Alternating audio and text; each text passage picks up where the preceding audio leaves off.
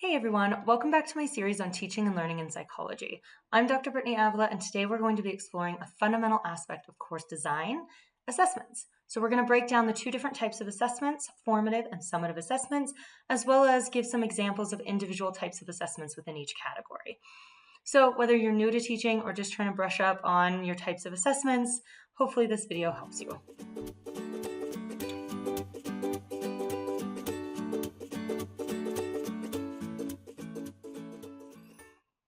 So what are assessments? Assessments are tools that we're going to use to measure students' learning. So we've drafted up some learning outcomes, what we want students to know from our course, and assessments are going to be our tool to use to see whether or not students are hitting those learning outcomes. And they're going to help us determine whether our teaching methods are effective, whether we need to adjust anything throughout the course in order to make sure that we are getting those learning outcomes out of our students and that they're developing the skills we want them to learn. So let's take a look at the two different types of assessments, formative and summative. So first up, formative assessments. These are going to be ongoing assessments designed to monitor students' understanding of course material throughout the course and to offer them continuous feedback to help get them to improve on those learning outcomes. So the goal with formative assessments is to learn where students are struggling, where they're excelling, and how we can adjust our teaching in the moment to get them to meet those learning outcomes. So some examples of formative assessments, things like low stakes quizzes, in-class activities or assignments, exit tickets, clicker questions in class, etc. So let's dive deep into what each of these are. All right, so first, one of my favorite types of formative assessments are what we call exit tickets, and these are exactly what they sound like. They are little tiny 5 to 10 minute summary assignments at the end of a class that students turn in before they exit or leave the class. There's tons of different ways you can do exit tickets. There's no one right or wrong way. Some of my favorites are just a summary. Give me a paragraph summary of what you learned in class today. This is using that active recall, especially immediately after learning something where they can kind of purge, take out all that information and just jot it down right before they leave class. What they should be doing after class, but most are probably not, so we're kind of forcing them to do it right at the end of class. There's also the muddiest point is a favorite. So what is just asking students, what's the muddiest point? What did you not really understand from class today? What I love about the muddiest point is that really shapes how you can change your teaching strategies the next session to address if there's something that's very common or that more than one person stated or something that you just really want to make sure that they were grasping. You can bring that up in the next class session after kind of looking over what students are having trouble with. Other ones I like are just, name 3 things that you learned today that you didn't know before. Again, any type of summary. Any critical thinking question you want them to really get out of. Those are good for exit tickets. Again, clicker style questions or any type of questions that you embed in the lecture, those are all formative. So one thing I think about with formative assessments is that you're forming and shaping what they're learning in that. So you're kind of assessing them throughout the course in these low stakes ways in order to see what they're understanding before that bigger summative type assessment of really that higher stakes questioning.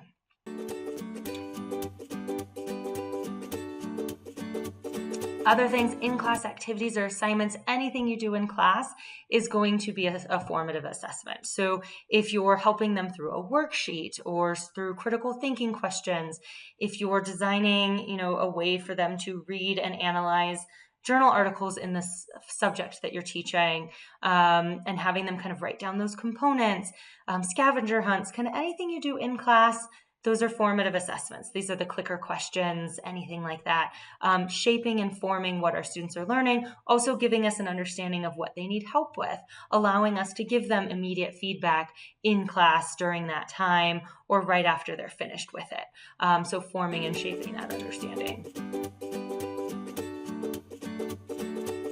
Reflection journals. So if you're having them reflect on what they learned in class or what they've learned from reading, so even outside of the class, if you're using, this semester I'm starting a reflection journal that's like all the different types of activities we do in class that they're just going to kind of put together as a big reflection portfolio type of assignment. So anything, again, that they're kind of doing along the way.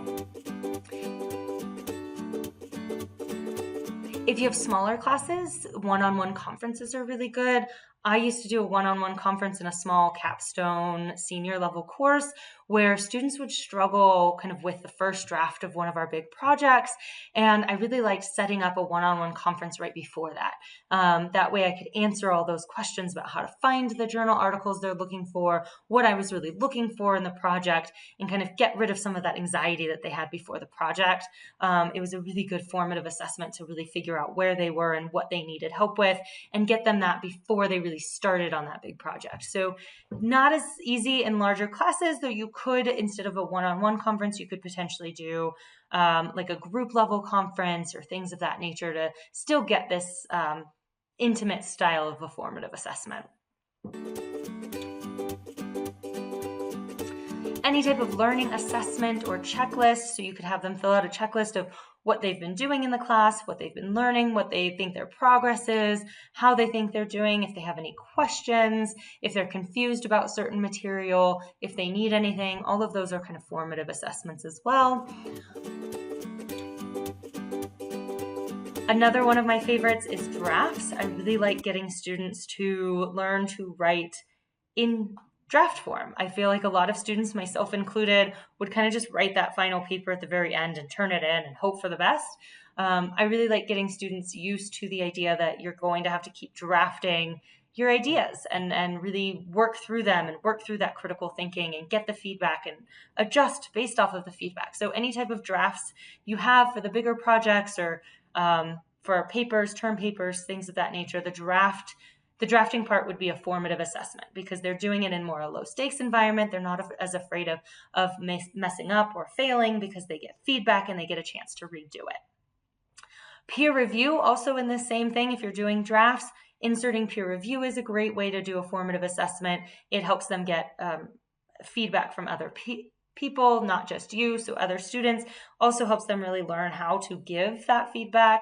Not only giving feedback, but it kind of helps them learn the process of what you might be looking for as a professor. I find that when I do peer review, they really start to see, oh, now I see why you don't want us to do this with the paper, or now I see what this student did, and that really helps me build on mine. And so again, that formative shaping what they're learning and what skills they're developing throughout. So those are some of the really big ones for formative assessments. You're not limited to these, so come up with some creative ways to kind of assess students throughout the course.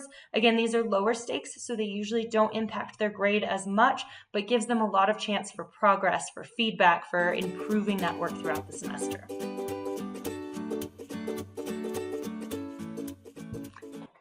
All right, so next up is summative assessments. These are the bigger, larger stakes assignments. These are the ones that are going to impact their grade a little bit more. These are what we traditionally think of when we think of assessments. So exams, final projects, presentations, all of those. So let's dive deep into summative assessments. So the most common is exams, right? And so summative assessments, because they're assessing what the culminating, essentially. So summative assessments assess the culminating idea of what the students are learning and if they're really hitting those learning outcomes. They typically happen at the end of each unit.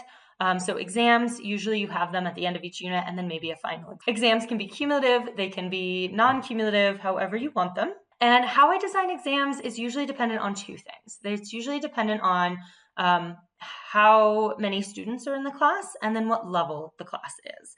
So for how many students are in the class, for a larger class of 100, 500 students, it's going to be a lot harder to design like an essay style exam, right? I can't grade 500 essay exams. It's just not feasible in the amount of time we're given. But I can grade 500 multiple choice exams. I can grade things with maybe a short answer or a matching style, any of those types of things that can be easily graded on a Scantron or in an LMS, a learning management system like Canvas or Blackboard, something that kind of allows that grading to be done a little bit quicker for those larger classes. Now, in the smaller classes, if I have a class of 20, I wish, or even 40 students, I'll tend to mix that up with maybe some short answer paragraphs or even some essay style questions in order to really get more of that deeper understanding. Now, I also look at the level of the class. So for a 100 level introductory class, I'm probably not going to use as much in-depth essay style questions. So I might use some more basic kind of multiple choice style or matching style questions. Now there's kind of different types of questions you can do on a multiple choice exam. You can do basic memory. So, what is this concept, A, B, or C? You can also do application style questions. So given this example, which concept best fits? And I like to mix up with a little bit of both, and it depends on the course, right? So an introductory course, I'm going to rely a little bit more on that memorization process, a little bit of that application, but I really want them to have a foundational knowledge that they can take with them into the next classes more than getting that kind of in-depth knowledge. And so I'm going to test it in that way. I'm going to make sure that they're memorizing some stuff, that they have a little bit of application, and that they kind of understand that broad concept and subject idea. Now, in my upper level classes, my junior, senior level classes, this is where they're going more in depth into those subject areas. And so I'm going to test them in a way that's really going to get at that. So even in a multiple choice question, I'm going to have a lot more application style questions than memory style questions. I'm going to kind of dive deep and get them to really tell me that they understand. I'm going to get the questions a little bit more complex, a little bit more tricky, if you will. And again, if those classes are smaller, then I might end up doing a little bit more of that essay style, or, longer fill in the blanks or more fill in the blanks, than just rote memorization, multiple choice type of questions, so that I can kind of assess that more deeper knowledge. And then again, whether you want them to be cumulative or non-cumulative is going to be up to you and what they want you to know. So again, in my upper level classes, I tend to make them more cumulative because I really want that information to stick a lot more. In a 100 introductory class, it's a lot harder to do cumulative because there's so much stuff you have to cover, and they might not necessarily need all of that cumulative exams at that point. So really figuring out how you want to structure those exams is going to be up to you, depending on, again, class size, feasibility for you, feasibility for them, and what exactly you want them to demonstrate in terms of their learning outcomes. Next is final projects, or so term papers, or kind of a portfolio, a presentation, or a capstone project are kind of all in this final project category. So an idea of a portfolio is allowing students to really accumulate whatever they've learned in the class. So this can be taking all their best work from the class and putting it in a giant portfolio, or creating a new portfolio of different types of questions you want them to answer, things you want them to know, and really showcasing what they've learned in the class. You can do a final term paper or a research paper. So in a research methods class, I might have them, either conduct their own study or create like a literature review type of assignment. In an abnormal class, I might have them do more of a capstone related project of, looking through movies and diagnosing a character in the movie, something more applicable to what they would do in that career field. So for cognitive, I might have them kind of conduct a small scale study, or analyze studies, things of that nature, are all kind of these final projects that they can do. So a capstone type project is a final culminating project that requires students to integrate and apply information of what they've learned throughout the course. Sometimes throughout the whole program, so throughout their major. Capstone projects can involve things like research or problem solving or some type of practical application. So again, diagnosing people in movies would be a practical application of abnormal psychology. For developmental psychology, maybe they can go out and kind of monitor and observe children somewhere, something like that, where they can kind of use those skills a little bit more in kind of an everyday real world situation. How you have them do these final projects is, again, another spot for creativity and fun. I always say my best advice is make these fun, make them fun for the students, make them fun for you to grade. Grading can be tedious when you have, 80 to 100 students and you're grading all of these papers at the end of the semester. Mix it up. So be creative in how you want to design this final project.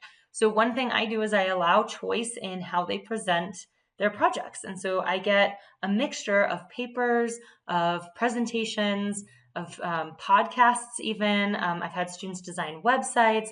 One time for forensic psychology, I had a student actually make like a crime board with different evidence tags that you had to lift up, and then under the evidence tags, it was like written as kind of an evidence document about the history of forensic psychology. It was really cool and really fun to grade, and really cool for the student to engage in a creative way to express what they've learned. So take some creative freedom, have some liberty in how you want these to happen. If you want students to practice presentation skills, then make the final kind of project a presentation, whether it's a group presentation or an individual presentation, and kind of monitor how they're giving that presentation. So however you decide for this final project to occur, just remember to 1, make it fun for the students, 2, make it fun for you, and 3, figure out a way to really assess what they're learning. So both the content and the skills that you wanted them to learn in those learning outcomes you came up with, how's the best way for you to assess that in this course? How would this normally be assessed when they're out in the career field? How would you want them to demonstrate this information to you? And kind of design that project around that. And there you have it. So that's an overview of formative and summative assessments, along with some examples of individual assessments within each. Don't forget, there's tons of creativity and liberty in how you design any of these assessments.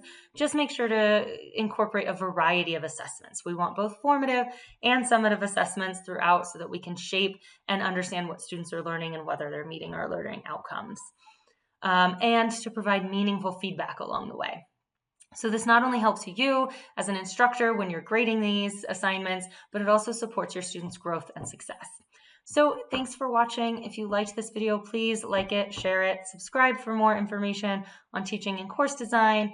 And if you have any questions, leave them in the comments below. I'd be happy to address them. So see you next time.